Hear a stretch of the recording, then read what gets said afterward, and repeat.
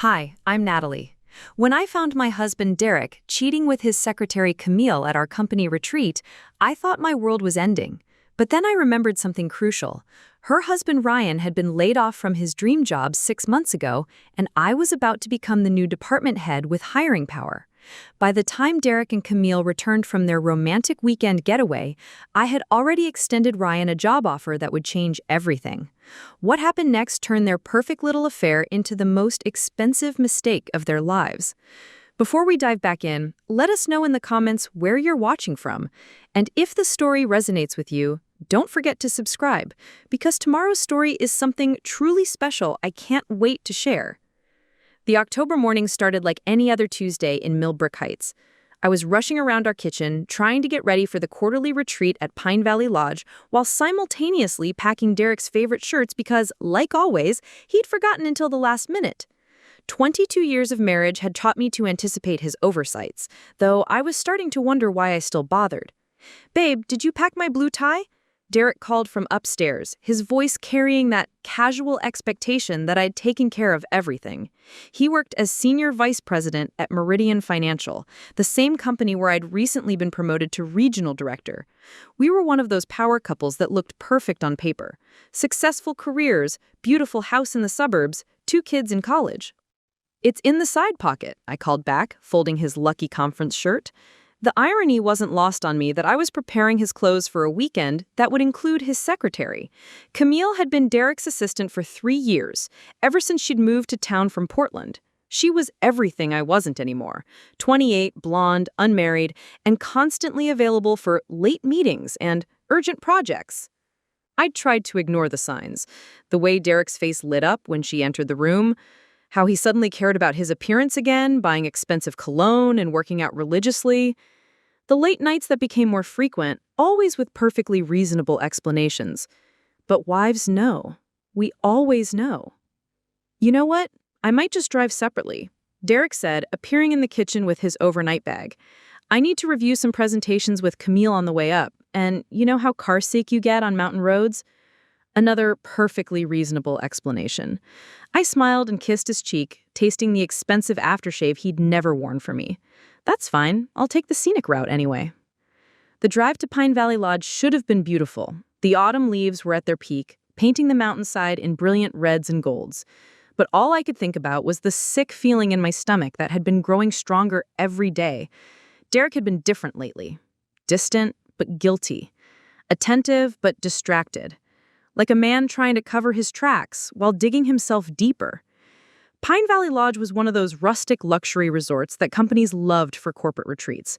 All exposed beams and stone fireplaces, designed to make executives feel like they were roughing it while enjoying 5-star amenities. I pulled into the circular driveway behind a line of cars from our office, including Derek's silver BMW parked conspicuously close to Camille's red Honda. Check-in was a blur of familiar faces and polite corporate small talk. I found myself scanning the lobby for Derek, but he was nowhere to be seen. Neither was Camille. "Hey, Natalie," my colleague Jessica waved me over to the registration desk. "Did you see the room assignments? They put you and Derek in the wildflower suite. Very romantic." She wiggled her eyebrows playfully, but something in her expression suggested she knew more than she was letting on. The wildflower suite was indeed beautiful, with a king bed facing floor-to-ceiling windows that overlooked the valley. I set my bag down and immediately called Derek's cell. It went straight to voicemail. The opening session was scheduled for 2 p.m. in the main conference room. I took a seat near the back, still looking for Derek. When he finally appeared, he was slightly disheveled, his hair messed up in a way that suggested fingers had been running through it. Camille followed a few minutes later, her lipstick freshly applied, but her blouse buttoned wrong. That's when it hit me like a physical blow. They weren't even trying to hide it anymore. I sat through the entire presentation about synergistic growth strategies while watching my husband and his secretary exchange meaningful glances across the room. When she dropped her pen and he immediately jumped to retrieve it, letting his hand linger on hers, I felt something inside me break. Not my heart. That had been cracking for months. This was something deeper. My trust, my dignity, my entire understanding of my life. During the coffee break, I found myself in the lodge bathroom, gripping the marble countertop and staring at my reflection. 45 years old, still attractive, but showing the wear of 2 decades spent building someone else's dreams alongside my own. When had I become so invisible to my own husband? That's when Camille walked in. She looked startled to see me, then recovered with that practiced smile she used in the office. "Oh, hi, Natalie. Isn't this place gorgeous? I was just telling Derek how lucky we are that the company books such amazing venues." The casual way she said his name, Derek, not Mr. Thompson, told me everything I needed to know. This wasn't a recent development. This was comfortable, established, intimate. "Yes," I said quietly, still staring at my reflection. Derek always did have excellent taste. Something in my tone made her pause. For just a moment, I saw a flicker of guilt cross her face. Then it was gone, replaced with that bright, innocent expression she wore so well. After she left, I stayed in that bathroom for another 10 minutes, letting the reality wash over me. My husband was having an affair with his secretary. The cliché would have been laughable if it wasn't destroying my life. But then I remembered something that made me stand up straighter. 3 months ago, I'd been promoted to regional director. Next week, they were announcing the new head of human resources for our division, a position I was heavily favored to get. With that role would come significant hiring power, including the ability to fill the senior analyst position that had been vacant since the layoffs. And I knew exactly who had been looking for work since losing his job at Hartwell and Associates 6 months ago. Ryan Mitchell, Camille's husband. I pulled out my phone and opened LinkedIn, scrolling to Ryan's profile. Brilliant financial analyst, stellar recommendations, desperate for work in a tough market. He'd been sending out resumes for months with no luck, growing more despondent each week according to the neighborhood gossip. A slow smile spread across my face as I realized what Derek and Camille had just handed me. They thought they were so clever, sneaking around behind my back, but they'd forgotten one crucial detail. I was about to become their boss. It took a lot of care and time to prepare and narrate this for you, so if you're enjoying it, a quick subscribe really helps and means the world to us. All right, let's get back to it. That evening at Pine Valley Lodge, I did something I'd never done in 22 years of marriage.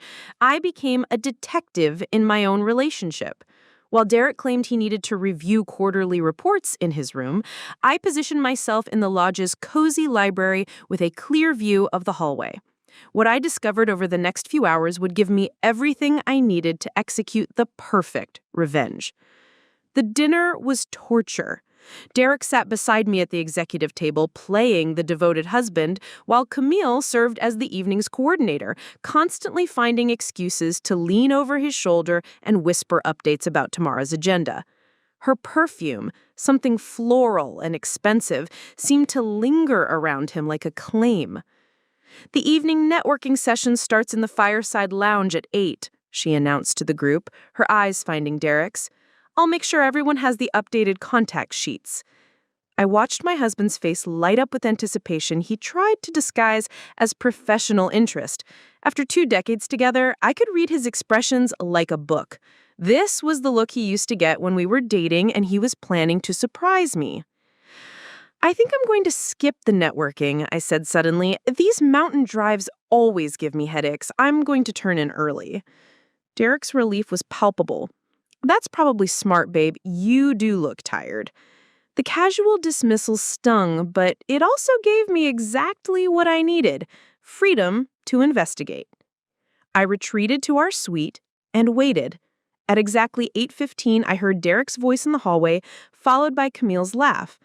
I crept to the door and peered through the peephole. They were heading toward the elevator, not the lounge.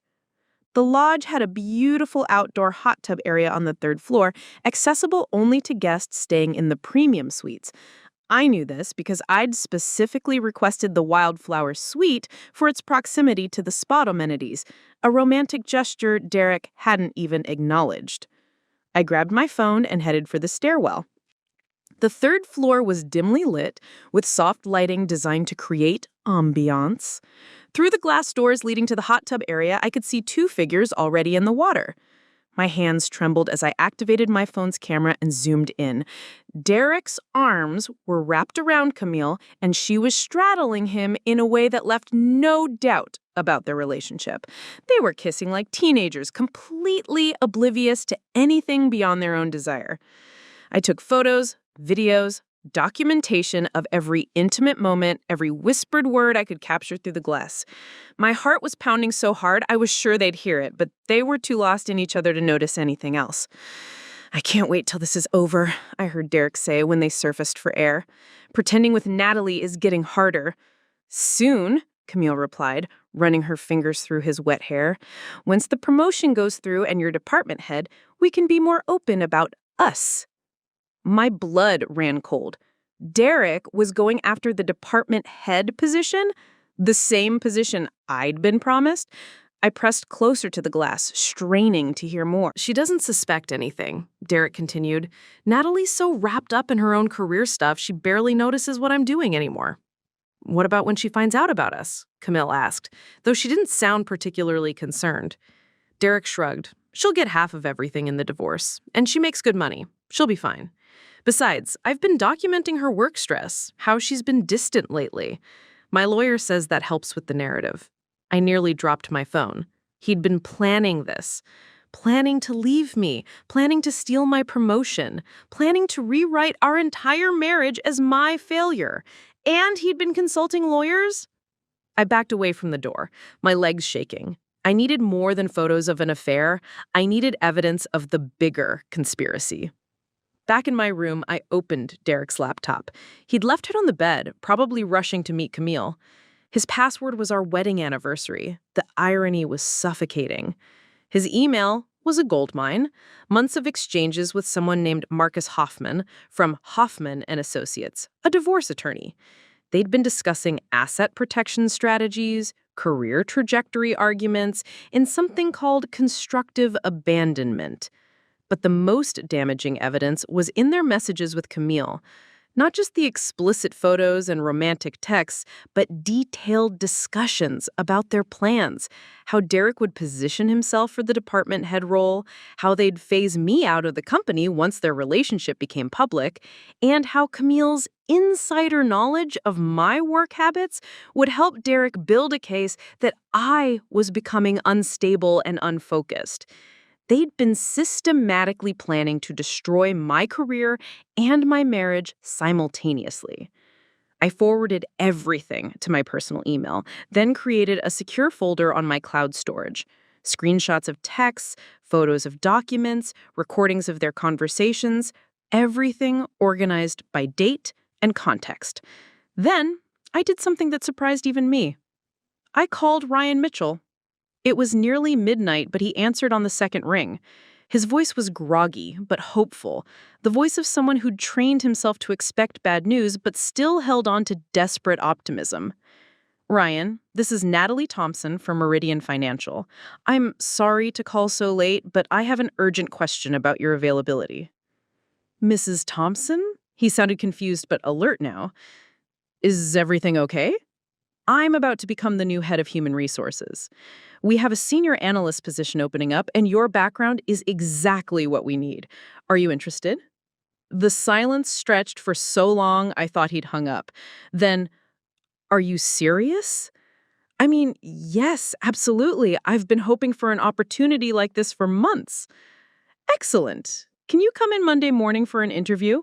Let's say 9 a.m. Yes, ma'am. Thank you so much. This is incredible timing.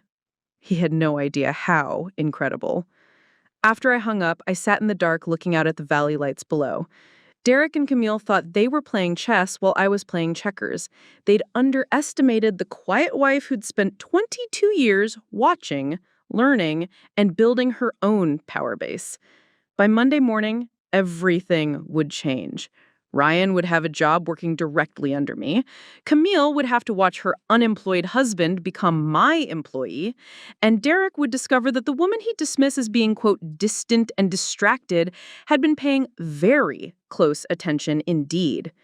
I finally fell asleep around 3 a.m., my phone full of evidence and my mind full of plans. Tomorrow, Derek and Camille would return from their romantic weekend thinking they'd gotten away with everything. They were about to learn how wrong they were. Monday morning arrived with the kind of crisp November air that makes everything feel sharper, more focused. I'd barely slept since returning from Pine Valley Lodge, but I'd never felt more awake in my life. While Derek showered and hummed cheerfully, actually hummed like a man without a care in the world, I sat at our kitchen table finalizing the interview questions for Ryan Mitchell. Derek appeared in the doorway adjusting his tie, the same blue one I'd packed for him just 3 days ago. "You're up early," he said, leaning down to kiss my cheek with the casual affection of a husband who thought his secrets were safe. "I have a big day," I replied, not looking up from my laptop. "The HR announcement is this afternoon, and I have that important interview at 9. "Right, the new analyst position." Derek poured himself coffee from the pot I'd made, completely oblivious to the irony. "Anyone interesting?" I finally looked at him, studying the face I'd loved for over 20 years. He looked relaxed, well-rested, practically glowing with satisfaction. "Actually, yes, Ryan Mitchell. He has exactly the kind of experience we need." Derek paused with his coffee mug halfway to his lips. Mitchell. That name sounds familiar. He used to work at Hartwell and Associates before the layoffs. Brilliant analyst, stellar reputation. I closed my laptop and stood up, smoothing my Navy power suit. I think he'll be perfect for what I have in mind. The drive to Meridian Financial took me past Camille's neighborhood, a modest subdivision of starter homes where young professionals began building their lives. I wondered if she was getting ready for work right now, planning another day of secret glances and stolen moments with my husband. By tonight, her world would look very different. Our office building was a gleaming tower of glass and steel in downtown Millbrook Heights, the kind of place that made you feel important just walking through the lobby. I'd been coming here for 8 years, working my way up from regional coordinator to director. Today, I'd become something more powerful than I'd ever imagined. Ryan Mitchell arrived 10 minutes early, and I watched him from my office window as he stood outside the building, straightening his tie and taking deep breaths. Even from 20 stories up, I could see the nervous energy of a man who desperately needed this opportunity. He was tall, well-dressed despite his circumstances, with the kind of refined appearance that suggested he'd been successful before life knocked him down. When my assistant brought him up, I was struck by how different he was from Derek. Where my husband had grown soft and entitled over the years, Ryan had the lean intensity of someone who'd been fighting for survival. His handshake was firm, his eye contact direct, and when he smiled, it didn't have the practiced emptiness I'd grown accustomed to at home. "Mr. Mitchell, thank you for coming in on such short notice," I said, gesturing to the chair across from my desk. "Thank you for the opportunity, Mrs. Thompson. I have to admit, when you called Saturday night, I thought I was dreaming." His voice was warm but professional, with just enough vulnerability to remind me that this man had been out of work for 6 months while his wife carried on an affair with my husband. The symmetry was almost poetic. "Let's talk about your experience at Hartwell and Associates," I said, opening his file. For the next 45 minutes, I conducted the most thorough interview of my career. Not because I needed to, I'd already decided to hire him, but because I wanted to understand exactly what kind of man Camille had married. What I discovered was fascinating. Ryan wasn't just qualified, he was overqualified for the position I was offering. He'd been a senior partner track at Hartwell before the firm's financial scandal brought everything down. He had an MBA from Northwestern, spoke 3 languages, and managed portfolios worth hundreds of millions of dollars. "I have to ask," I said as the interview wound down, "why haven't you found something already? With your credentials, I'd expect companies to be fighting over you." Ryan's expression tightened slightly. "The market's been tough, and the Hartwell situation made some firms nervous about association. Plus," he hesitated, then continued, "my wife's been encouraging me to take time off, reassess my goals. She says I've been working too hard for too long." Of course she had. An unemployed husband was much easier to hide an affair from than one with a demanding career and social connections. "Well, their loss is our gain. I said, extending my hand. Welcome to Meridian Financial, Ryan. You start Wednesday. The relief that washed over his face was genuine and heartbreaking. Wednesday? That's incredible. Thank you so much, Mrs. Thompson. You have no idea what this means to me. Actually, I had exactly the idea, but he didn't need to know that yet. After Ryan left, I called an emergency meeting with the executive team. By 2 p.m., the announcement was official. I was the new head of human resources with expanded authority over hiring, performance reviews, and departmental restructuring. Derek congratulated me with a hug that felt like a lie. His enthusiasm so forced, I wondered how I'd ever believed it was real. This is amazing, babe. You deserve this so much.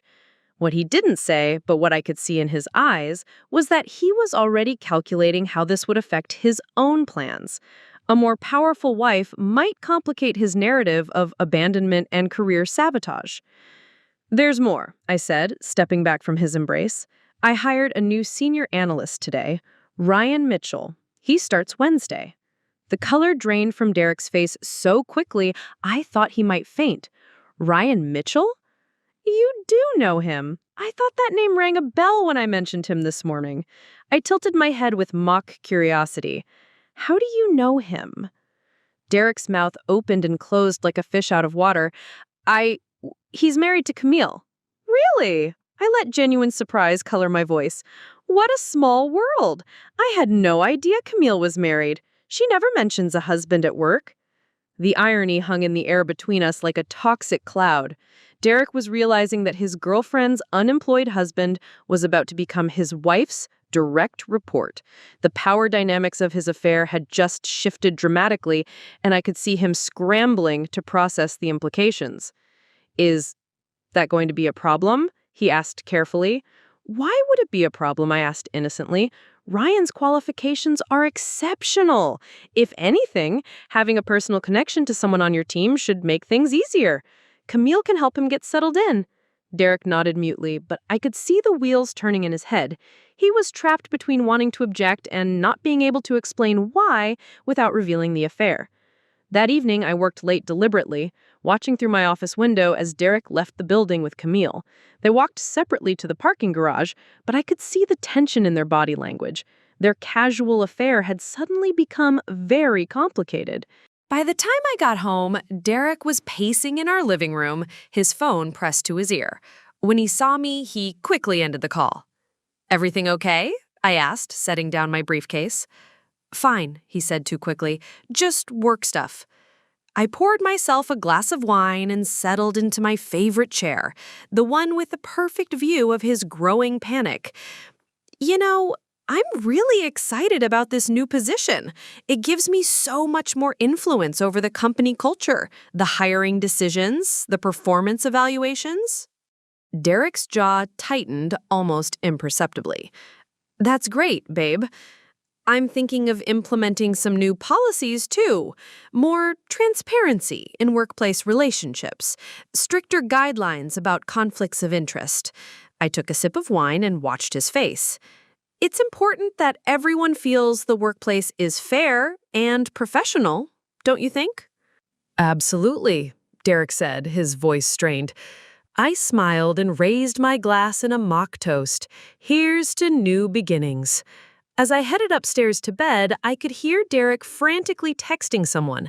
I didn't need to guess who. By tomorrow, Camille would know that her unemployed husband had just become a key player in a game she didn't even know she was playing. Phase 1 was complete. Wednesday couldn't come fast enough. Wednesday morning brought Ryan Mitchell into my carefully orchestrated web, and watching him walk through the Meridian Financial lobby was like watching the first domino fall in a perfectly planned sequence. He wore a charcoal gray suit that had clearly been his best for months, pressed to perfection and paired with a confident stride that couldn't quite hide his nervous energy. I'd arrived an hour early to prepare his workspace personally. The senior analyst position came with a corner cubicle on the 15th floor, Derek's floor. More importantly, it was positioned with a direct line of sight to Camille's desk outside Derek's office. Every interaction between the cheating lovers would now happen under his husband's watchful eyes, whether he knew it or not. "Good morning, Ryan," I said, meeting him at the elevator bank. "Ready for your first day?" His smile was genuine and grateful, the expression of a man who'd thought his career might be over. "More than ready, Mrs. Thompson. I can't thank you enough for this opportunity." As we walked toward his new workspace, I caught sight of Camille at her desk, her perfectly manicured fingers frozen over her keyboard as she spotted us approaching. The look of pure horror that flashed across her face was worth every sleepless night I'd spent planning this moment. "Ryan, I'd like to meet Derek's assistant, Camille Rodriguez," I said sweetly, knowing full well she'd never used her married name at work. "Camille, this is Ryan Mitchell, our new senior analyst." The silence stretched for exactly 3 seconds too long.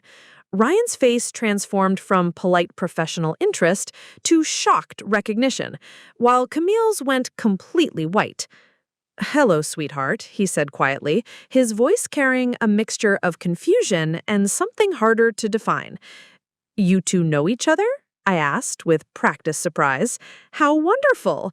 It's always nice when our team members have personal connections." Camille's mouth opened and closed wordlessly. She looked like a deer caught in the headlights, if deer were expensive blazers and had been lying to their husbands for months. She's my wife," Ryan said, his eyes never leaving Camille's face. There was a question in his gaze, a dawning suspicion that made my heart race with anticipation. "Your wife?" I placed my heart over my heart in mock surprise. "Camille, you never mentioned you were married. How long have you been keeping this handsome husband a secret?" The accusation was subtle but pointed. In the corporate world, hiding a marriage wasn't necessarily wrong, but it raised questions about what else someone might be hiding. We don't usually discuss personal matters at work." "Of course not," I said smoothly. "Very professional. Well, this is perfect timing. Ryan, Camille can help you get oriented with our office procedures. She knows everything about how this department operates." The double meeting wasn't lost on either of them. Camille's face flushed red, while Ryan's expression grew more puzzled by the second. I left them there, frozen in their awkward tableau, and retreated to my new office to watch the drama unfold. Through my glass walls, I had a perfect view of the 15th floor, and what I saw was better than any soap opera. Ryan settled into his cubicle, his attention divided between his computer screen and his wife's desk 20 feet away. Every few minutes, his gaze would drift to her, studying her interactions, her body language, her careful professional demeanor that he'd apparently never seen before. I watched Derek struggle through the most awkward conversation of his life, standing stiffly beside Camille's desk while she typed furiously and avoided eye contact with both men. Ryan, meanwhile, had given up any pretense of working and was openly studying the dynamics between his wife and her boss. By lunchtime, the tension was thick enough to cut with a knife. I decided to accelerate the process. "Ryan," I called across the office, "would you like to join me for lunch? I'd love to hear your thoughts on the department structure, get your perspective as a fresh set of eyes." We went to Pellegrino's, the upscale Italian restaurant where Derek and I used to celebrate anniversaries back when he still pretended to care. I chose a table by the window with a view of the street, perfect for the intimate conversation I had planned. "So, tell me," I said after we'd ordered, "how does it feel to be back in the corporate world?" Ryan took a sip of his wine and considered the question. "Honestly, it feels surreal. 6 months ago, I thought I had everything figured out. Great job, stable marriage, clear path forward." He paused, swirling the wine in his glass. "Then everything fell apart at once." "What happened at Hartwell?" I asked, though I already knew the answer from my research. "Partner embezzlement scandal. The whole farm went down, and those of us who were clean got caught in the undertow." His jaw tightened. "The worst part wasn't losing the job. It was watching how it changed things at home."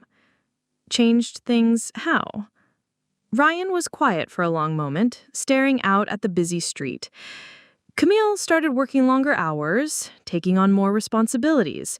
Said she needed to focus on her career since mine had stalled. He looked back at me with eyes that held too much knowledge. I thought she was being supportive, stepping up for the family. But seeing her today, watching how she interacts with Derek. He didn't finish the sentence, but he didn't need to. The pieces were clicking into place in his mind, just as I'd hoped they would. Marriage is complicated, I said carefully. Sometimes we see what we want to see instead of what's really there. Mrs. Thompson, Ryan said, leaning forward slightly, can I ask you something? Of course. Why did you really hire me? The directness of the question caught me off guard. I had expected him to figure things out gradually, but Ryan was sharper than I had given him credit for. His months of unemployment hadn't dulled his analytical skills. You were the best candidate for the position, which is technically true. Maybe, but there are a lot of qualified analysts in this city, and most of them haven't been out of work for 6 months. He set down his wine glass and studied my face. You called me Saturday night, you interviewed me Monday morning, you hired me on the spot and had me start 2 days later. That's not normal corporate procedure. I felt the flicker of respect for this man who'd been betrayed as thoroughly as I had. What do you think is happening here, Ryan? I think, he said slowly, that you know something about my wife and your husband that you haven't told me yet, and I think you're giving me the tools to figure it out for myself. The waiter arrived with our entrees, giving me a moment to consider my response. When he left, I leaned back in my chair and really looked at Ryan Mitchell. He wasn't just handsome and qualified. He was intelligent, perceptive, and strong enough to handle the truth when it came. Ryan, I said finally, what would you say if I told you that sometimes the best revenge is simply giving people enough rope to hang themselves? His smile was sharp and knowing. That sounds like something a very smart woman would do. We finished lunch in comfortable silence, both of us understanding that the game had shifted. I'd found an ally where I had expected only a pawn, and Ryan had found a purpose beyond just getting back on his feet. When we returned to the office, Derek and Camille were nowhere to be seen. But Ryan didn't seem surprised. He settled into his cubicle with the focused intensity of a man who finally understood what he was really there to do. The hunt had begun. The following Thursday evening, I received a text from Ryan that changed everything. Can we meet? I've found something you need to see. We arranged to meet at Blackbird Coffee, a quiet cafe in the Arts District where Derek or Camille wouldn't think to look for us. Ryan was already there when I arrived, sitting in a corner booth with his laptop open and a manila folder beside his coffee cup. He looked like he hadn't slept in days, but there was an energy about him that reminded me of a detective who'd just cracked a major case. Thank you for coming, he said as I slid into the seat across from him. I wasn't sure if I should contact you directly, but after what I discovered last night, what did you find? Ryan opened the folder and pulled out a stack of printed emails. Camille's been sloppy with her digital security. We share a home computer, and she never logs out of her personal accounts. His voice was steady, but I could see the pain in his eyes. I wasn't looking for anything specific. I just wanted to understand why she'd been so secretive about her job, why she never talked about her coworkers. He slid the first email across the table. It was from Derek to Camille, dated 3 weeks ago. Can't wait for the Tahoe trip next month. I've already booked the cabin under my name. Tell Ryan you're going to that spa weekend with your sister. My stomach dropped. Tahoe trip? There's more. Ryan handed me another printout. Look at this one from last week. Derek's words burned on the page. Once Natalie's out of the picture, we can stop sneaking around. My lawyer says the timeline is perfect. Document her as distant and career-obsessed. Make it look like she chose work over family. The settlement will be minimal. I set the paper down with trembling hands. He's been planning this for months? At least 8 months, based on the email trail. Ryan's jaw was tight with controlled anger. But here's the part that really got my attention. He pulled up something on his laptop screen. Camille's been forwarding confidential information from your department. Performance reviews, salary information, strategic planning documents. The betrayal hit me like a physical blow. Not only was my husband cheating with his secretary, but they'd been systematically undermining my career and stealing corporate secrets. Corporate espionage? I whispered. Exactly. And here's where it gets interesting. Ryan turned the laptop toward me. I work in financial analysis, remember? I've been tracking the data Camille's been accessing against the timing of certain departmental decisions. Someone's been using inside information to make Derek look like a strategic genius. On his screen was a detailed spreadsheet showing patterns I never would have noticed before. Budget recommendations that came from my confidential reports, but were presented by Derek as his own insights. Client acquisition strategies lifted from my team's private brainstorming sessions. Performance metrics that had been manipulated to make Derek's department look more successful than it actually was. This isn't just an affair, I said, the full scope finally becoming clear. It's a corporate coup. Led by your husband, enabled by my wife, designed to destroy both our careers and steal your position. Ryan closed the laptop and leaned back. The question is, what are we going to do about it? For a moment, I just stared at him. This man who'd been unemployed and depressed a week ago had conducted a more thorough investigation than I could have managed alone. He'd connected dots I didn't even know existed. You said we, I observed. Damn right I did. Ryan's smile was sharp and determined. They think they can destroy our lives and build their future on the wreckage? They're about to learn what happens when they underestimate their victims. We spent the next 2 hours planning. Ryan had access to Camille's accounts, her schedule, her private conversations with Derek. I had corporate authority, executive access, and the power to implement new policies and procedures. Together, we had everything we needed to turn their own weapons against them. There's a board meeting next Friday, I told him. Derek has been angling for a presentation slot to showcase his innovative strategies. What if we made sure the board knew exactly where those strategies really came from? I can document the information theft, create a timeline showing exactly which ideas were stolen when. He was already taking notes. But we need more than just corporate espionage. We need to hit them where it really hurts. Their credibility, I said, their reputations, their future earning potential, and their relationship. Ryan's eyes were cold. I've been thinking about this. They're so confident, so sure they're smarter than everyone else. What if we gave them exactly what they think they want? I raised an eyebrow. Meaning? Meaning, we let them believe their plan is working. We make Derek think he's successfully positioned himself for your job. We make Camille think she's successfully hidden the affair. He leaned forward conspiratorially. And then we spring the trap when they're most vulnerable. The plan that emerged over the next hour was beautifully complex. We would document everything, every stolen idea, every confidential file, every romantic rendezvous. We would build an airtight case of corporate misconduct and personal betrayal. And then, just when Derek and Camille thought they'd won, we would present it all to the board, the executives, and, if necessary, the authorities. There's one more thing, Ryan said as we prepared to leave. The Tahoe trip. They're planning to go this weekend. This weekend? I felt a spike of anger. Derek told me he had a client conference in Denver. According to Camille's emails, they've been planning this romantic getaway for weeks. She told me she was visiting her sick aunt in Sacramento. Ryan's expression was grim. They're getting bold, taking bigger risks. That works in our favor. We exchanged phone numbers and email addresses, setting up secure communication channels that Derek and Camille couldn't monitor. As I drove home that night, I felt something I hadn't experienced in months. Hope mixed with righteous fury. Derek was in the living room when I arrived, watching television and looking completely relaxed. The sight of him lounging in his chair, acting like the devoted husband while planning to destroy my life, made my blood boil. "How was work, babe?" he asked without looking away from the screen. "Productive," I said, hanging up my coat. "I'm really enjoying mentoring Rain. He's incredibly insightful." Derek's smile faltered slightly. "That's nice."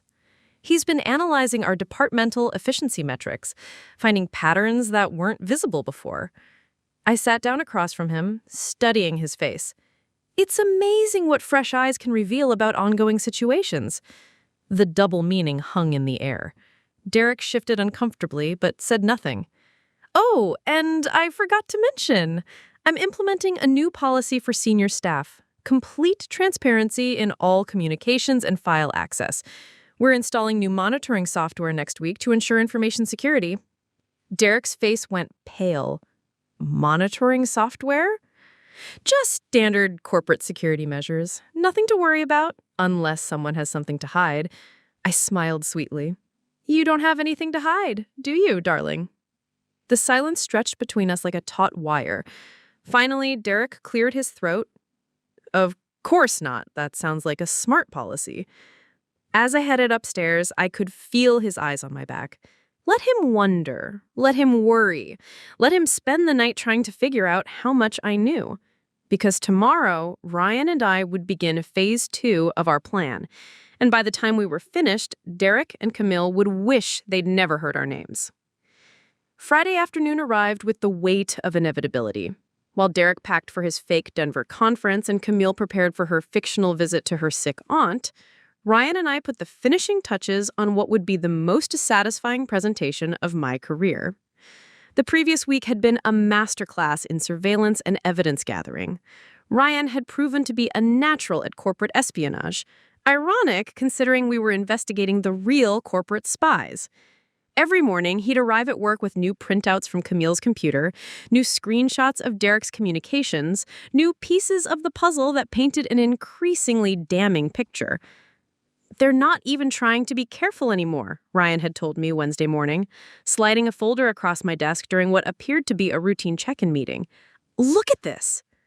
The folder contained photographs taken with Camille's own phone, pictures of her and Derek at restaurants, holding hands across candlelit tables, kissing in parking garages. She'd been documenting their affair like a proud teenager, apparently planning to use the photos for some romantic scrapbook once they went public. She's been saving everything, I had marveled, flipping through printed screenshots of their text exchanges. Love letters, hotel receipts, even screenshots of apartment listings they've been looking at together.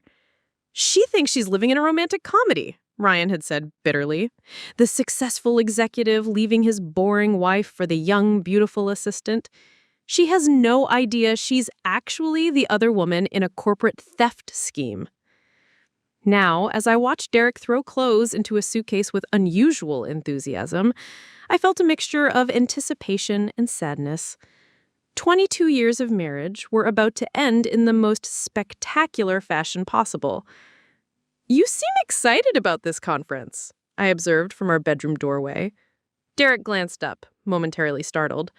Oh, you know how these things are. Networking opportunities, new client presentations. Could be big for the department.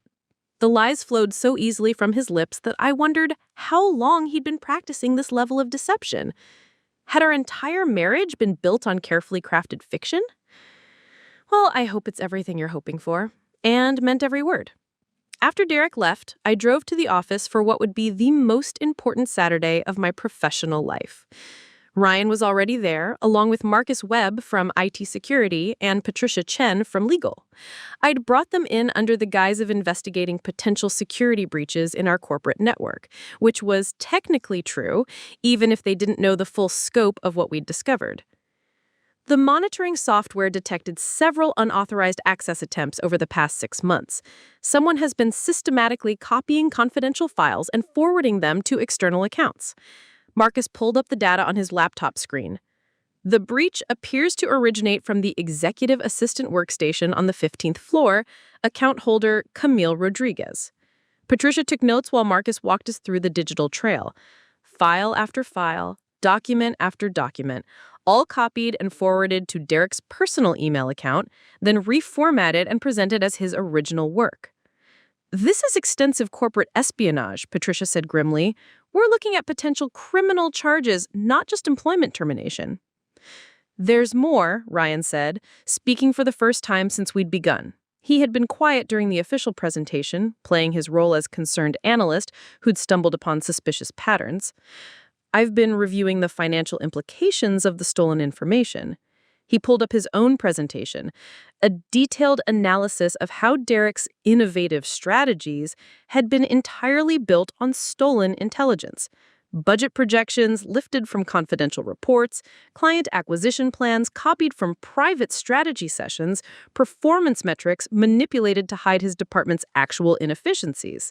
The estimated damage to corporate security and competitive advantage is substantial, Ryan concluded. But the personal enrichment angle is what makes this particularly egregious. Marcus pulled up Derek's employment file on his screen. He received 2 significant bonuses this year based on strategic initiatives that, according to this analysis, were actually developed by Mrs. Thompson's team. Fraud, Patricia said simply, corporate espionage, fraud, and, if we can prove personal gain, potentially embezzlement. We spent the next 3 hours building an airtight case. Every stolen file documented. Every forged presentation identified. Every lie cataloged and cross-referenced. By the time we finished, we had enough evidence to destroy both Derek and Camille's careers and send them to prison. But we weren't done. Sunday evening, while Derek and Camille were presumably enjoying their romantic getaway in Tahoe, Ryan and I met at my house to prepare the final phase of our plan. We'd moved beyond corporate justice. Now we wanted personal satisfaction. I've been thinking about the timeline, Ryan said, spreading documents across my kitchen table. They're planning to go public with their relationship after Derek gets promoted to department head. That promotion was supposed to happen next month. Based on his presentation to the board, the presentation that was going to showcase all the innovative strategies he stole from me. Ryan smiled, and there was something predatory in the expression. What if we let him present stolen work to the board of directors? I stared at him. You want him to present stolen work to the board of directors?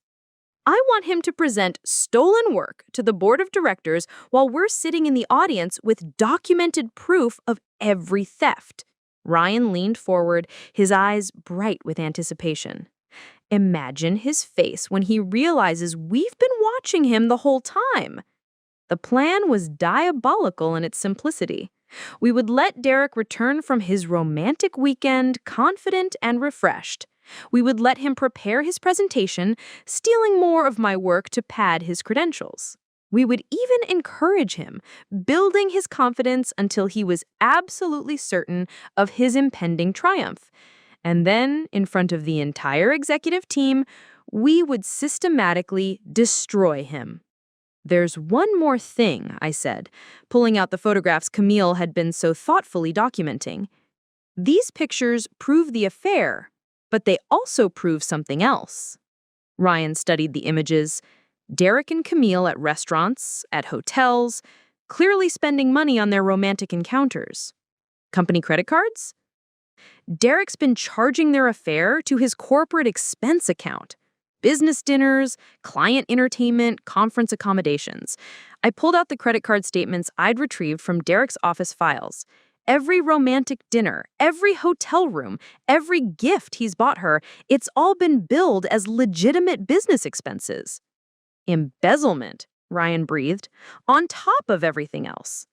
We had them. Corporate espionage, fraud, embezzlement, and breach of fiduciary duty. Enough charges to ensure neither Derek nor Camille would work in corporate America again. But more than that, we had the satisfaction of watching them destroy themselves with their own arrogance and greed. They think they're so smart, I said, gathering up the evidence. They think they've orchestrated the perfect crime. They have no idea they've been performing for an audience this whole time. Ryan agreed. Tomorrow, when they walk back into that office, they'll think they're returning as conquering heroes. Instead, they would be walking into a trap that had been 18 months in the making. Derek would return to work refreshed and confident, ready to put the finishing touches on his stolen presentation. Camille would resume her role as dutiful assistant, believing her husband was safely distracted by his new job. Neither of them would realize that their every move was being documented, their every conversation recorded, their every stolen file tracked and cataloged. By Friday afternoon, Derek Thompson and Camille Mitchell would no longer have careers, reputations, or freedom. They'd built their future on lies and theft. Now, Ryan and I were going to show them what happened when the foundation crumbles. The best part? They would destroy themselves using their own arrogance and greed as the weapons of their downfall. Monday morning couldn't come fast enough. Monday morning brought Derek and Camille back from their romantic weekend like actors returning to a stage they didn't know had been reset for a different play. I watched from my office as Derek strutted through the lobby with the confidence of a man who believed he had successfully juggled a corporate conspiracy and a secret affair without anyone noticing. Camille arrived 20 minutes later, her face glowing with what I could only assume was post-vacation satisfaction. She wore a new dress, black silk that probably cost more than most people's monthly rent, and carried herself with the air of a woman who thought she was untouchable. What they didn't know was that Ryan and I had spent their absence installing the final pieces of our trap. Hidden cameras in strategic locations, courtesy of our new partnership with IT security, audio recording devices in Derek's office, legally obtained through our corporate espionage investigation. Every conversation, every stolen glance, every whispered plan would now be captured in high definition. "Welcome back," I said, appearing at Derek's office door with a coffee cup and my brightest smile. "How is Denver?" Derek barely looked up from his computer, already immersed in whatever presentation he was preparing. "Productive. Very productive. I think the board meeting on Friday is going to be a game changer for this department." "I'm sure it will be," I said, and meant every word. "Camille, you look refreshed. How's your aunt feeling?" Camille's smile was picture perfect, practiced in the mirror until it looked genuine. "Much better, thank you. It was good to spend quality time with family." The lies flowed so smoothly between them that I almost admired their coordination. They'd clearly spent their weekend in Tahoe, rehearsing their cover stories, along with whatever else they'd been doing. "That's wonderful," I said. "Family time is so important." Speaking of which, Ryan's been doing excellent work while you were both away. He's developed some fascinating insights about information flow and departmental efficiency. Derek's typing slowed almost imperceptibly. Information flow? Oh yes, he's been analyzing patterns in our document management systems. Very thorough work. I sipped my coffee and watched Derek's face carefully. He's identified some unusual access patterns that might indicate security vulnerabilities. The color drained from Camille's cheeks so quickly, I thought she might faint. Derek's hands had stopped moving entirely over his keyboard. "Security vulnerabilities?" Camille's voice was barely above a whisper. "Nothing to worry about, I'm sure," I said cheerfully. "Just routine analysis. Although IT did flag some interesting anomalies in file sharing between departments. They're planning a comprehensive review of all access logs from the past year." I left them there, frozen in their mutual panic, and returned to my office to watch the show unfold. Through my glass walls, I could see Derek and Camille in huddled, urgent conversation, their body language screaming guilt and desperation. Ryan appeared at my door an hour later, carrying a stack of reports that provided perfect cover for our real conversation. "They're scared," he said quietly, settling into the chair across from my desk. "Camille's been making phone calls all morning, and Derek's been deleting files from his computer." Deleting files? That was interesting. Does he realize IT maintains backup copies of everything? Apparently not. Marcus is documenting every deletion attempt. Ryan's smile was sharp with satisfaction. They're creating additional evidence of obstruction and document destruction. The beauty of our trap was its psychological elegance. By letting Derek and Camille know we were investigating corporate espionage, without directly accusing them, we'd triggered their panic response. Every guilty action they took now only added to their legal jeopardy. "There's something else," Ryan said, pulling out his phone. "I recorded this conversation from Camille's computer last night. She was video calling Derek from our kitchen while I pretended to be asleep upstairs." He pressed play, and Camille's voice filled my office through his earbuds, which I could hear clearly in the quiet space. "Derek, I'm scared. What if they know? What if Ryan's been reporting back to Natalie?" Derek's response was crackling through the phone speaker. "Impossible. Ryan's clueless, and Natalie's too focused on her career to pay attention to anything else.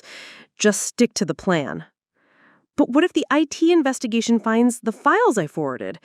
"Then we blame it on a system glitch.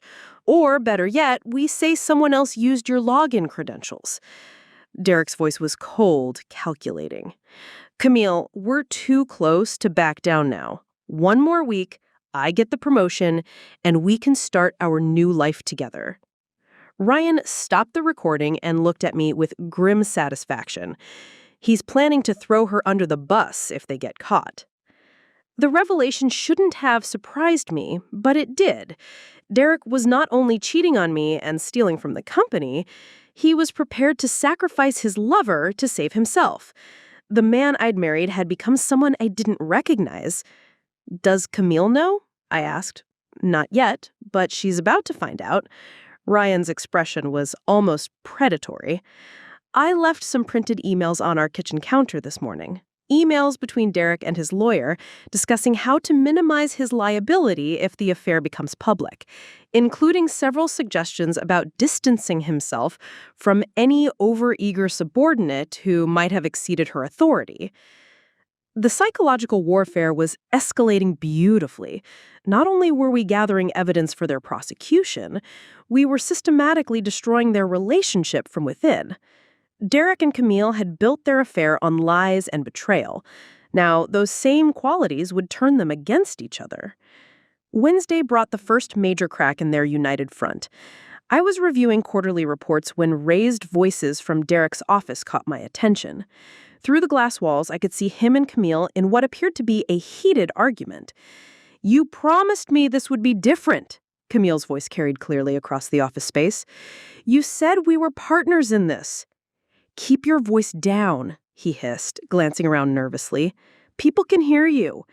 "I don't care anymore. I risked everything for you, my job, my marriage, my reputation, and now you're talking about throwing me away like yesterday's newspaper?"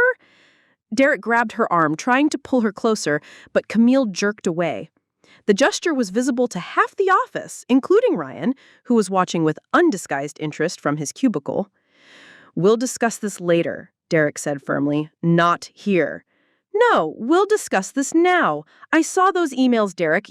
I know what you really think of me." The argument continued for another 5 minutes, providing entertainment for the entire 15th floor and enough material to fuel office gossip for weeks. By the time Camille stormed out of Derek's office, their professional facade had completely crumbled. Thursday morning brought an unexpected gift. Derek arrived at work looking haggard and desperate, carrying a briefcase that bulged with what I assumed were last-minute additions to his presentation. He'd been working around the clock, perfecting his pitch for the board meeting, apparently unaware that every slide he created only added to the evidence against him. "Big day tomorrow," I said, stopping by his office with what appeared to be casual friendliness. "Very big," Derek agreed, though his smile looked forced. "I think this presentation is going to change everything." "I'm sure it will. Are you using any of the strategic frameworks from the quarterly planning sessions?" Derek's eyes darted away from mine. "Some elements, yes. I've adapted them for a broader executive audience." Adapted. That was an interesting euphemism for wholesale theft. Well, I'm excited to see what you've put together. Should be very revealing. As I walked away, I caught sight of Ryan watching the interaction from his cubicle. He gave me an almost imperceptible nod. Everything was in place. 24 hours from now, Derek would stand before the board of directors and present stolen work as his own innovation. He would display slides copied from my private files, propose strategies developed by my team, and take credit for months of research he'd never contributed to. Ryan and I would be sitting in that boardroom with documented proof of every theft, every lie, every crime he committed to get there. Derek thought tomorrow would be his coronation. Instead, it would be his public execution. The final act was about to begin. Friday morning arrived with the crisp certainty of Judgment Day. I stood in my closet at 6 a.m., selecting my outfit with the same care a general might choose armor before battle. Navy blue power suit, pearl earrings, hair pulled back in a sleek chignon, the image of corporate authority and unshakable confidence. Derek was already gone when I came downstairs. He'd left before dawn, probably to make final preparations for what he believed would be his moment of triumph. I found a note on the kitchen counter written in his familiar handwriting. "Wish me luck today. This could change everything for us.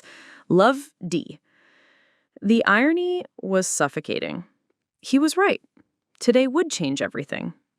Just not in the way he imagined. I arrived at Meridian Financial's executive floor 30 minutes before the board meeting, carrying a leather portfolio that contained the most damning evidence compiled in corporate history. The boardroom was already being prepared. Fresh flowers on the polished mahogany table, crystal water glasses at each seat, the massive wall-mounted screen where Derek would soon display his stolen presentation. Ryan was waiting in the hallway outside the boardroom, impeccably dressed in a charcoal suit that made him look every inch the successful analyst he'd once been. In his hands was a tablet containing months of meticulous documentation. He asked after she, "Ready?" "I've never been more ready for anything in my life." The board members began arriving at 9:45. CEO Margaret Harrison, a steel-haired woman who'd built her reputation on zero tolerance for corporate malfeasance, CFO Robert Chen, known for his forensic approach to financial irregularities, General Counsel Patricia Reeves, who prosecuted internal misconduct with the fury of an avenging angel. Derek entered the boardroom at exactly 9:55, his confidence radiating across the room like heat from a furnace. He'd styled himself perfectly for this moment. Expensive suit, confident posture, the kind of magnetic presence that had originally attracted me 22 years ago.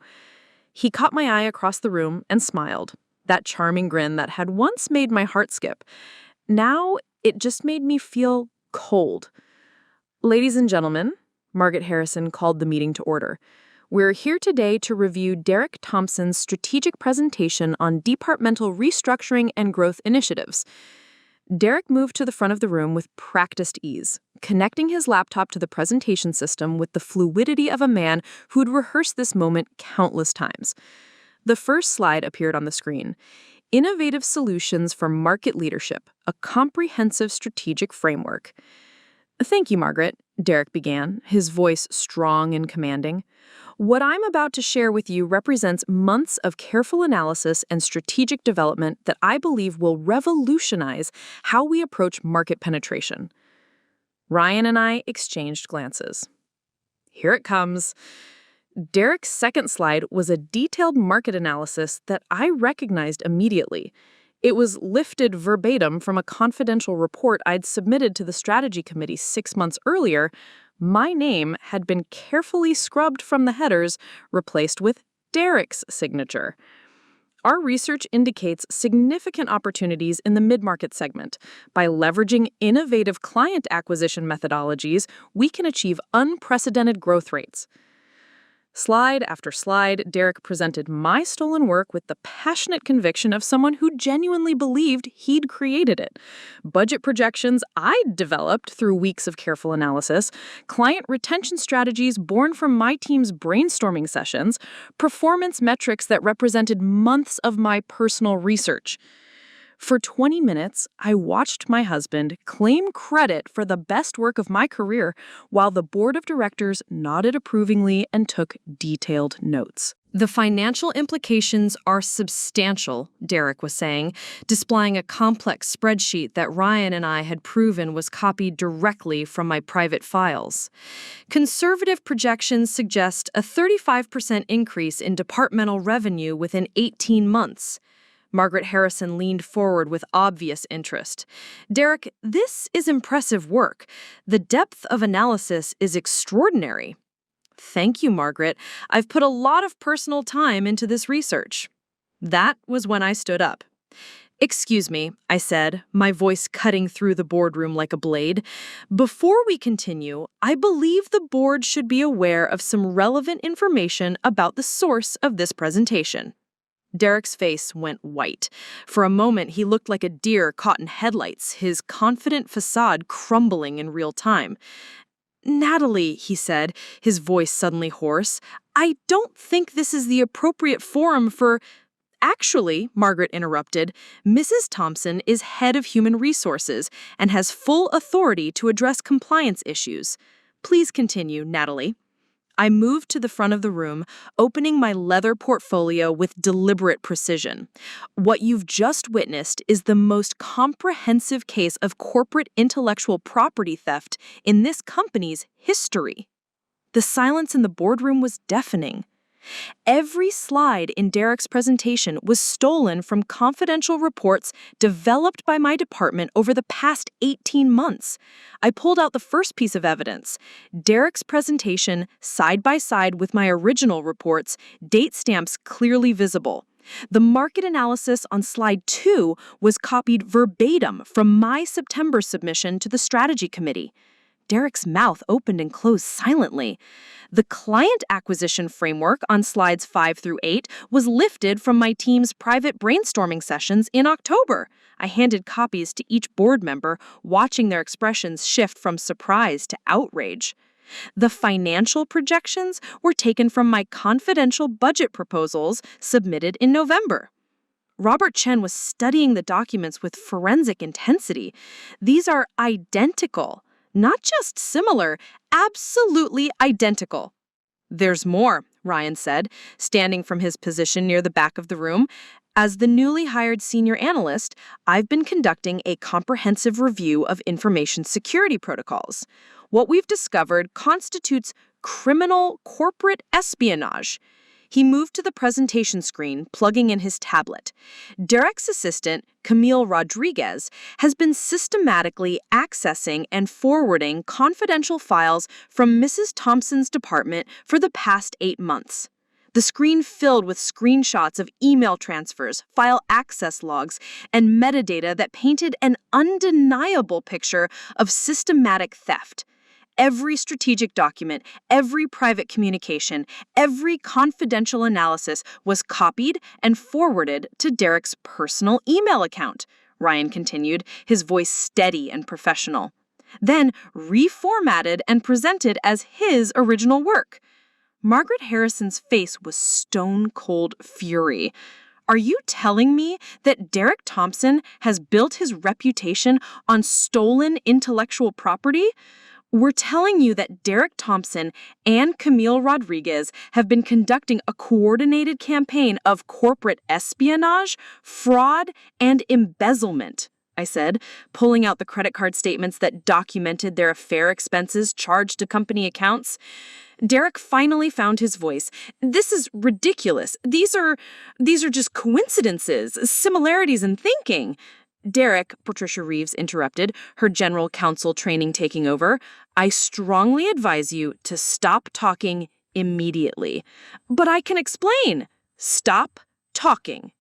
The next 30 minutes were a methodical presentation of evidence that left no room for doubt or denial. Ryan walked the board through the technical aspects of the data theft, while I provided context about the strategic value of what had been stolen. Together, we painted a picture of systematic corporate betrayal that went far beyond simple adultery. When we finished, the boardroom was silent, except for the sound of Margaret Harrison's pen tapping against the mahogany table. Derek, she said finally, you're terminated immediately. Security will escort you from the building. You have until end of business today to retain legal counsel because this company will be pursuing criminal charges for corporate espionage, fraud, and embezzlement. Derek's face was gray as ash. Margaret, please, if we could just... There is no we anymore, Derek. You're no longer an employee of this company. Margaret turned to me. Natalie, I assume you'll want to handle the situation with Miss Rodriguez personally. I smiled for the first time that morning. Actually, I think we should let security handle that as well, along with the police. As if on cue, the boardroom doors opened and 2 security guards entered, followed by Detective Sarah Martinez from the Corporate Crimes Division. Ryan had called them that morning, timing their arrival perfectly for maximum impact. Derek Thompson, Detective Martinez asked, you're under arrest for corporate espionage, fraud, and embezzlement. The sound of handcuffs clicking around Derek's wrists was the most satisfying sound I'd heard in 22 years of marriage. As they led him from the boardroom, Derek looked back at me one final time. The charming, confident man who'd entered that room an hour ago was gone, replaced by someone who finally understood the true cost of betrayal. Natalie, he said, his voice broken, I'm sorry. No, Derek, you're just sorry you got caught. The boardroom doors closed behind him with a finality that marked the end of one life and the beginning of another. Phase 3 was complete. Now came the cleanup. The silence that followed Derek's arrest was broken by the soft hum of the air conditioning and the distant sound of handcuffs echoing down the hallway.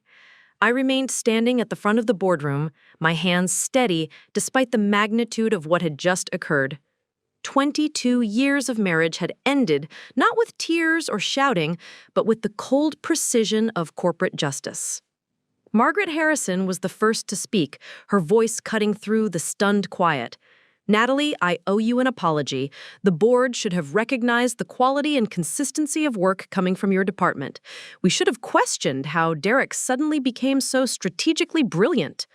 The theft was sophisticated, I replied, finally allowing myself to sit down. They were very careful to make it look like natural collaboration between departments. Robert Chin was still studying the financial evidence spread across the mahogany table. The embezzlement charges alone could result in federal prosecution. Using corporate credit cards to fund an extramarital affair while simultaneously stealing intellectual property, he shook his head in disgust. This goes beyond corporate malfeasance. This is organized fraud. Through the glass walls of the boardroom, I could see the 15th floor in chaos. News of Derek's arrest had spread through the building like wildfire, and employees were clustered in small groups, whispering and pointing toward the elevator bank where he'd been led away in handcuffs.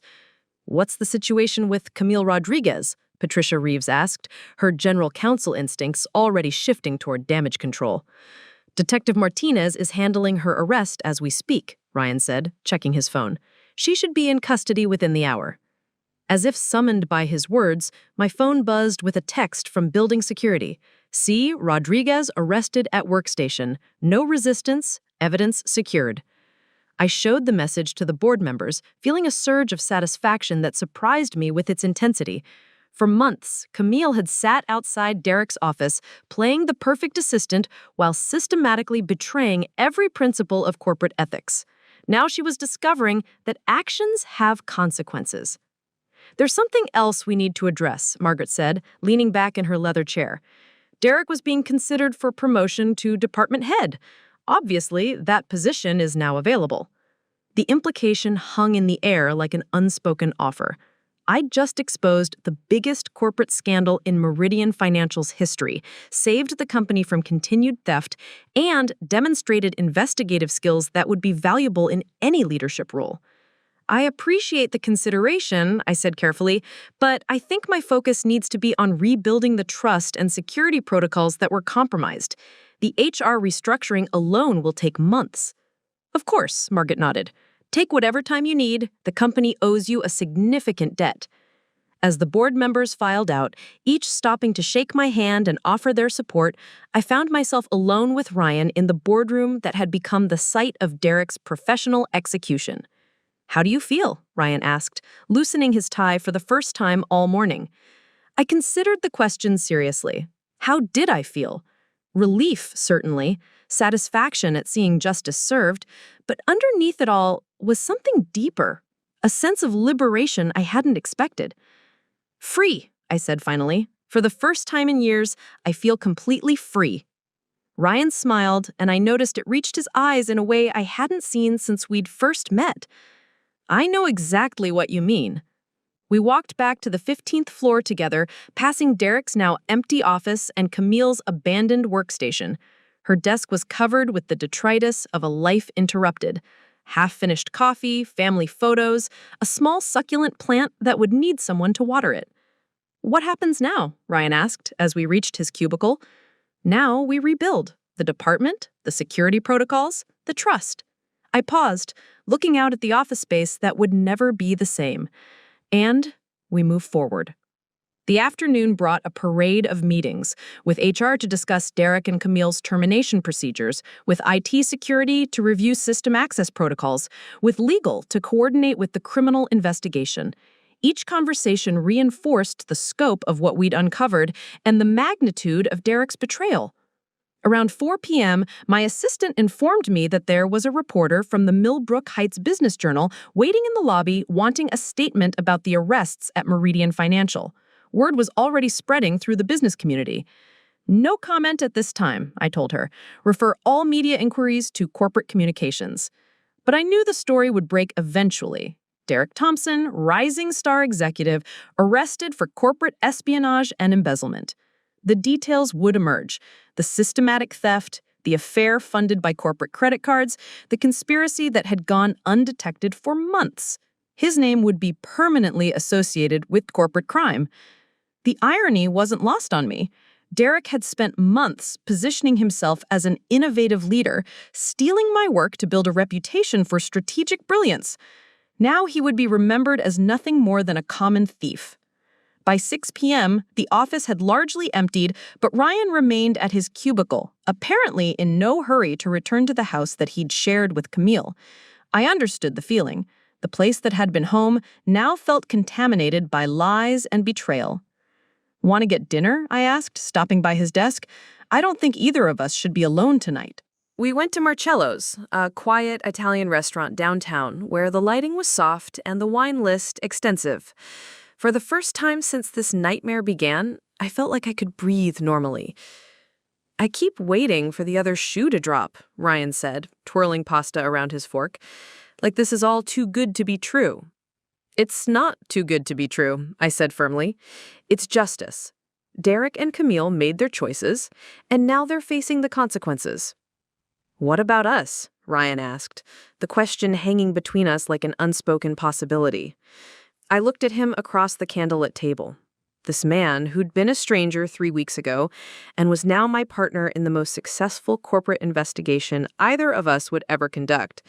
He was intelligent, principled, and had proven himself capable of loyalty and strategic thinking under pressure. I don't know, I said honestly. 3 weeks ago, we were both married to other people. Everything is different now. Everything is different now, Ryan agreed, raising his wine glass. Here's to new beginnings. We clinked glasses, and I felt something shift inside me. Not love, it was too soon for that, but possibility. The possibility of a life built on honesty instead of lies, on partnership instead of betrayal, on mutual respect instead of manipulation. My phone rang as we were finishing dinner. The caller ID showed Derek's lawyer, Marcus Hoffman, the same attorney I'd seen in Derek's emails discussing divorce strategy and asset protection. I answered on the third ring. Hello, Marcus? Natalie. His voice was strained. Professional courtesy barely masked desperation. We need to talk. The situation is complex. Actually, Marcus, it's quite simple. Derek committed multiple felonies. The evidence is overwhelming. There's nothing complex about it. He wants to make a deal.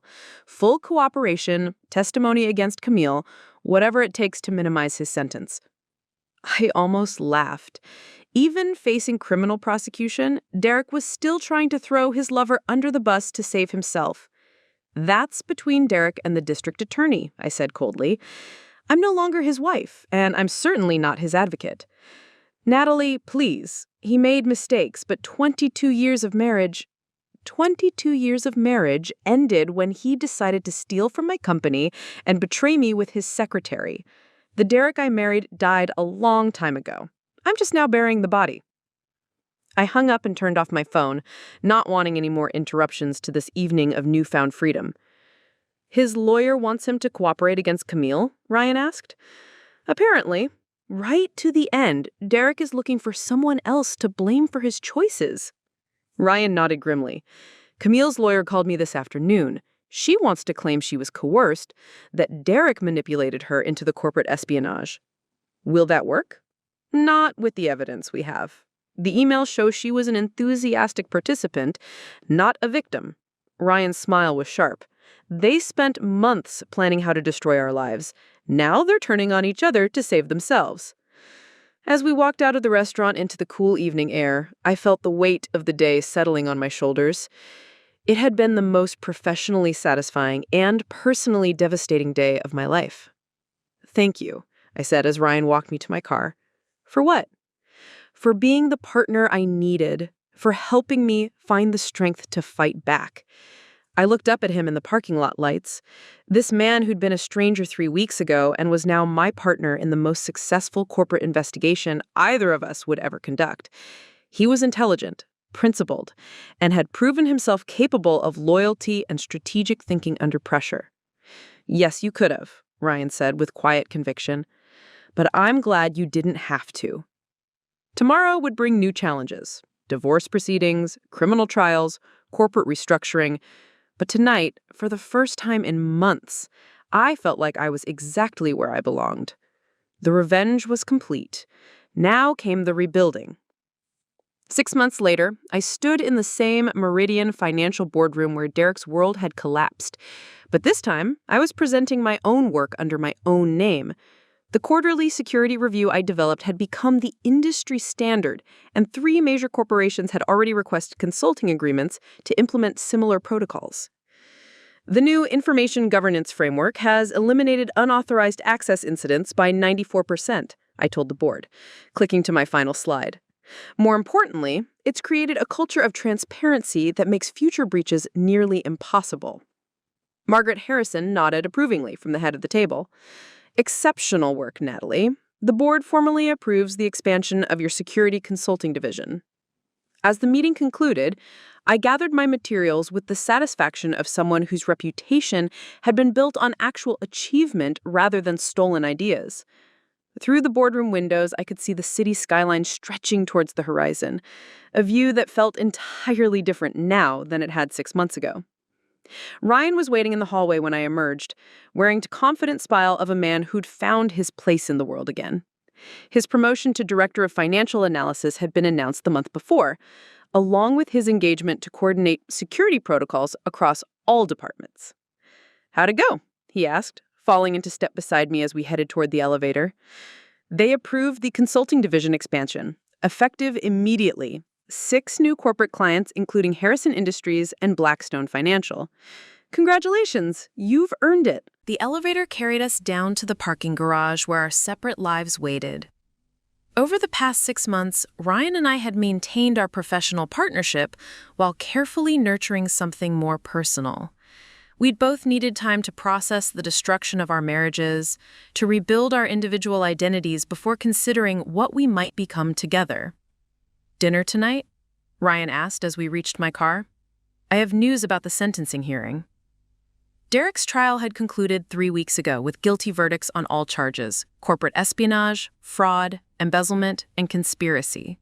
Camille had testified against him in exchange for a reduced sentence, confirming what we'd suspected all along, that Derek had been the architect of the entire scheme, manipulating her participation through promises of marriage and financial security. "Good news or bad news?" I asked. "Depends on your perspective." Derek got 8 years federal prison plus full restitution to Meridian Financial. Camille got 3 years in community service. Ryan's expression was neutral, professional. Their appeals were denied this morning. 8 years. Derek would be 53 when he was released, his corporate career permanently destroyed, his reputation in ruins. The man who'd once commanded respect in boardrooms across the country would spend his prime years in a federal correctional facility. I waited for some feeling, sadness, regret, even satisfaction, but found only emptiness where Derek used to live in my thoughts. He'd become irrelevant to my life in every way that mattered. "How do you feel about Camille's sentence?" I asked. Ryan considered the question seriously. 3 years feels appropriate. She made her choices. She'll face the consequences. He paused, leaning against his car. "I've been thinking about moving." "Moving where?" "Somewhere without so many memories. Portland, maybe, or Seattle. Fresh start in a city where nobody knows the story." Ryan studied my face carefully. "I was wondering if you'd consider coming with me." The question hung between us like a bridge waiting to be crossed. Over the past 6 months, Ryan and I had grown from allies to friends to something deeper that we'd been careful not to name. We'd shared dinners and conversations, attended corporate events together, built a partnership based on mutual respect and shared experience. "Ryan," I said carefully, "are you asking me to move to Seattle because you care about me or because we've both been through the same trauma?" "Both," he said honestly. "We understand each other in ways that other people can't. We've seen each other at our worst and our strongest. We know what we're capable of when we work together." He was right. The past 6 months had shown me sides of myself I'd never known existed. The strategic thinker, the corporate investigator, the woman who could dismantle an entire conspiracy with patience and precision. Ryan had been there for all of it, not as someone trying to fix me, but as someone who recognized my strength and amplified it. "What about Meridian Financial, the consulting division?" "Could be run from anywhere. Most of your clients are national anyway." Ryan smiled. "Besides, Seattle's tech sector could use someone with your expertise."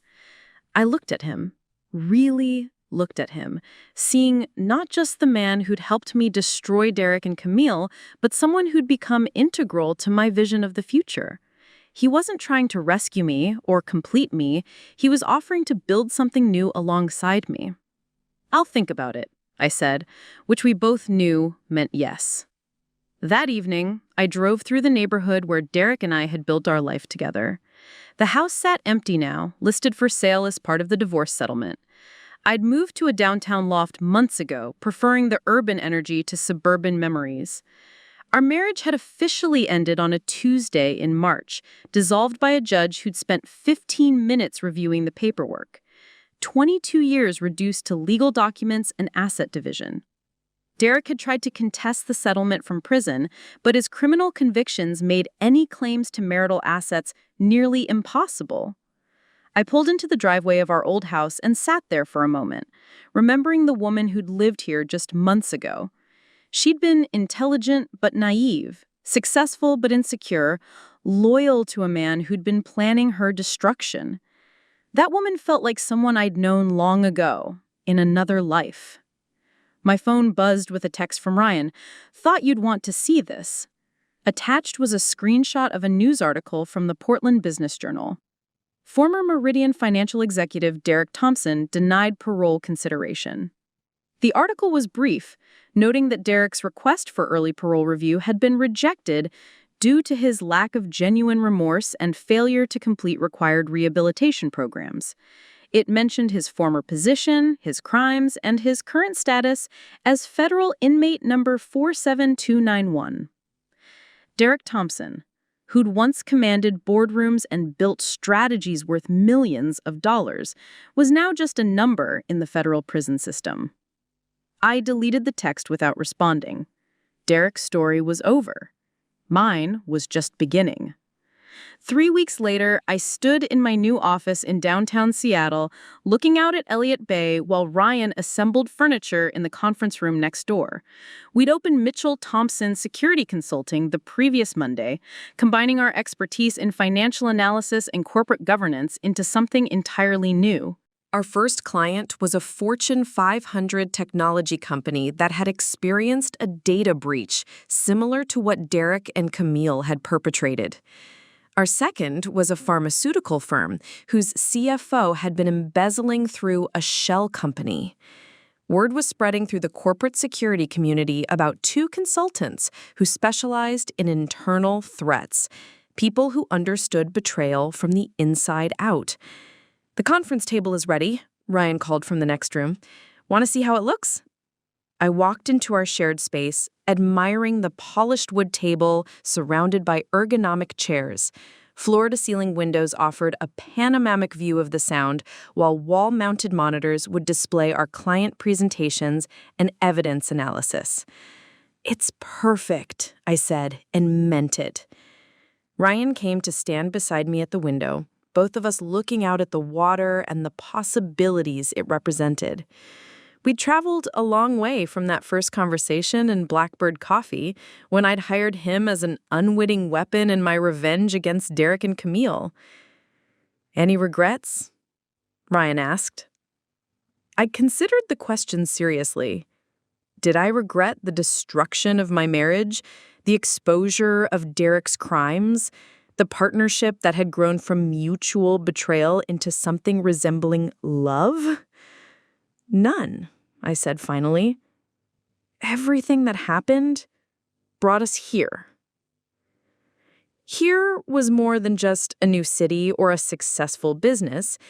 It was a life built on truth instead of lies, partnership instead of manipulation, mutual respect instead of deception. It was two people who'd been betrayed finding a way to trust again, not because they were naive, but because they'd learned to recognize authenticity. My phone rang, interrupting the moment. The caller ID showed a familiar number from Millbrook Heights. "Natalie Thompson?" I answered. "Ms. Thompson, this is Detective Martinez from the Corporate Crimes Division. I wanted to inform you that Derek Thompson attempted to contact you through the prison communication system. The call was blocked per your request, but he left a message asking to speak with you." "What did the message say?" "He claims he has information about other corporate security breaches, other executives involved in similar schemes. He's offering to cooperate in exchange for a reduction in his sentence." I almost laughed.